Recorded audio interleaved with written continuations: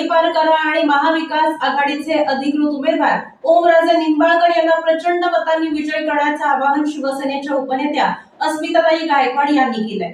शेतकऱ्यांसाठी गर्दनकाळ ठरलेल्या मोदी सरकारला हद्दपार करण्याची वेळ आता आली आहे। शेतीमालाला हमीभाव नाहीये, महागाईचा भस्मासूर वाढलाय, महिला सुरक्षित नाहीयेत, बेरोजगारी वाढली आहे, उद्योग पळवले जात आहेत। एक ना एक अनेक समस्या भाजप सरकारनं निर्माण केल्या आहेत। भाजप सरकार हे जुलमी आणि हुकुमशाही पद्धतीने वागते। अशा या मुळावर उठलेलं सरकार हद्दपार करा अशी घडाघाती टीका शिवसेना उद्धव बाळासाहेब ठाकरे पक्षाच्या उपनेत्या अस्मिता गायकवाड यांनी धाराशिव मतदारसंघातील महाविकास आघाडीचे अधिकृत उमेदवार ओमराजे निंबाळकर यांच्या प्रचारार्थ आयोजित केलेल्या तुळजापूर तालुक्यातील गरुडाचे मसाले येथील सभेत केला। मोदी सरकार हे जुलमी आहे, त्यांनी 10 वर्षात शेतकऱ्यांच्या प्रश्नाकडे दुर्लक्ष केलंय। मूठभर लोकांना मोठं करण्याचं पाप मोदी सरकारनं केलंय। हे सरकार जनहिताचे नाही, संविधान आणि लोकशाही संपवणाऱ्या मोदी सरकारला नष्ट करण्याची वेळ आली आहे। त्यामुळे हे सरकार संपवण्यासाठी हाती मशाल घेऊन ओमराजे निंबाळकर यांना विक्रमी मतांनी विजयी करा असं त्यांनी सांगितलं।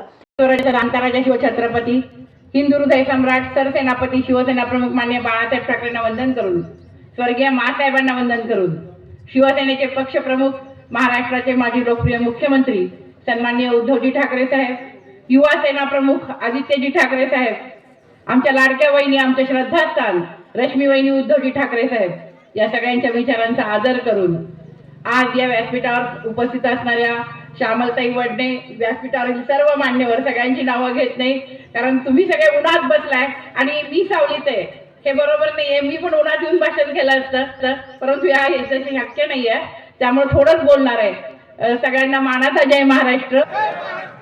आपल्या सगळ्या शेतकरी बंधूंना मी पहिल्यांदा खूप खूप धन्यवाद देते की आमचे विचार ऐकण्यासाठी आपण सगळेजण आज एवढ्या उन्हामध्ये उपस्थित राहिलात। पण बांधवांनो, तुम्हाला उन्हातून सावलीत काढण्यासाठी आज ओमदादा निवडून आणणं गरजेचं आहे आणि म्हणून आम्ही आलेलो आहोत।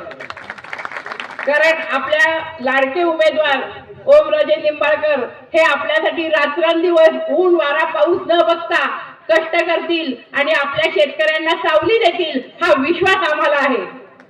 आपण सगळेच जण पाहताय की आता दादांनी सांगितलं की सोयाबीनची परिस्थिती, उद्धव साहेबांनी सोयाबीनचा भाव 6,000 नेला होता, आठवतंय का आपल्याला?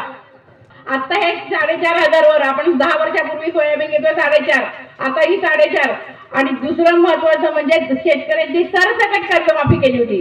त्यावेळेस असं कोणी बघितलेलं नव्हतं, हा आपला हा दुपरका उद्धव साहेबांनी प्रत्येक वेळी शेतकऱ्याची काळजी केली होती। आज आपण बघतो की कांद्यावरची निर्यात बंदी उठवत नाहीये ते लोक, मुद्दाम घातली, कारण का तर कांदा भरपूर झालाय, कांद्याचं पीक भरपूर झालेलं आहे। आणि हे सगळं जर व्हायचं असेल तर त्याला फक्त आणि फक्त ओमदादा निवडून येणंच गरजेचं आहे आणि महाविकास आघाडीचे सगळे उमेदवार निवडून येणं गरजेचं आहे। कारण यांचं कसं झालेलं आहे ना, शेतकऱ्याबद्दल कळवळा नाहीये, त्याला कामगारांबद्दल कळवळा नाहीये, जनसामान्यांबद्दल कळवळा नाहीये, महिलांबद्दल कळवळा नाहीये, यांना फक्त स्वतःचं भरायचं पडलेलं आहे। अंबानीचं भलं करायचं, अदानीचं भलं करायचं, व्यापाऱ्यांचं भलं करायचं आणि आमचा शेतकरी मरण नका, आमचा शेतकरी आत्महत्या केला तरी बेहतर, ह्यांना काही काळजी नाहीये त्याची।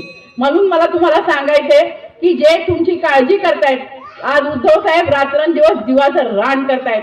आज राहुल गांधीजी सुद्धा तुमच्यासाठी पूर्ण पदयात्रा काढले देशामध्ये। आज हे सगळे जे महाविकास आघाडी, शरद पवार साहेब या वयामध्ये रात्रंदिवस उन्हातान्हात फिरताय का? तर लोकशाही वाचवण्यासाठी, संविधान टिकवण्यासाठी। आज मी तुम्हाला सांगते बांधवांनो, आज जर महाविकास आघाडीच्या सरकारला तुम्ही जर बहुमत दिलं नाही तर लोकशाही राहणार नाही, देशामध्ये संविधान राहणार नाही। कारण यांना काय झालेलं आहे की जे सगळ्यांनी देश लुटून आता काही ठेवलेलं नाहीये। शेतकऱ्यांना 15 लाख देतो म्हटले जनधन खात्यामार्फत, प्रत्येकाच्या खात्यात, सर्वसामान्यांच्या शेतकऱ्यांच्या, कोणाला तरी आले का 15 लाख रुपये? एकाने तरी हात वर करा। जर कुणाला 15 लाख यांचे मिळाले असतील तर मी माझ्याकडनं 15 लाख रुपये देते तुम्हाला। हा, 15 रुपये सुद्धा आले नाही जनधन खात्यामध्ये। म्हणजे हे सरकार आहे ते तुमची फसवणूक करताय।